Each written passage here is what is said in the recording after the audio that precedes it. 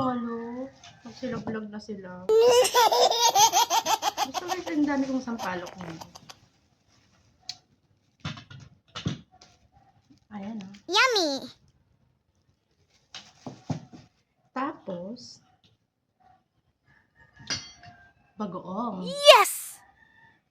Maglalagay ako ng bagoong guys.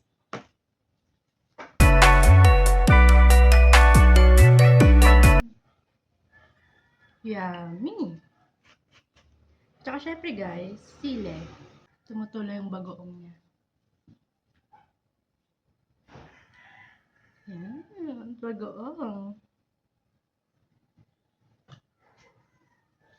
Ito isa.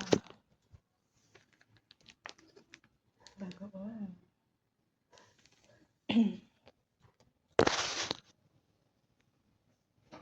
Syempre guys, kakain na tayo.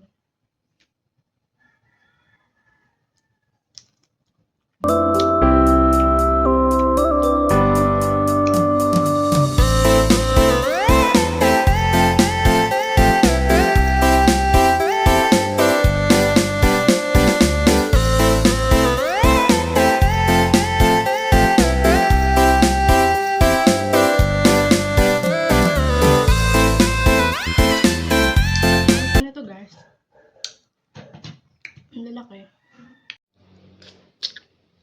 Alam niyo kasi guys, na-miss ko kumain ng sampalok. Naalala ko kasi guys, nung nasa province kami. Inaakyat lang namin yung guys, yung sampalok. Tapos, duhat. Tapos, bayabas.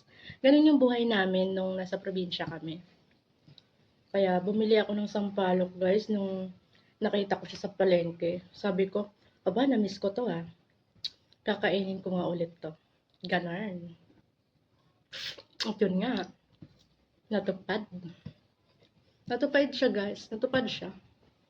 Natupad siya guys na kinakain ko na siya ngayon. Alam niyo ba guys, ang sarap tumira sa probinsya. Ang sarap yung mga moments na naaalala mo. Yung mga bata pa kayo at doon pa kayo nakatira, naalala mo lahat ng mga masasayang alaala doon. As in, ang sarap talaga tumira sa probinsya, guys. Kaso kasi, mula nung nawala na yung father namin, tsaka yung mother namin, dito na kami sa Maynila lagi. Pabaka-bakasyon na lang kami sa sa probinsya.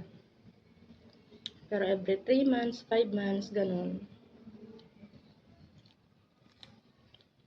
Pero sobrang nakakamiss doon, guys.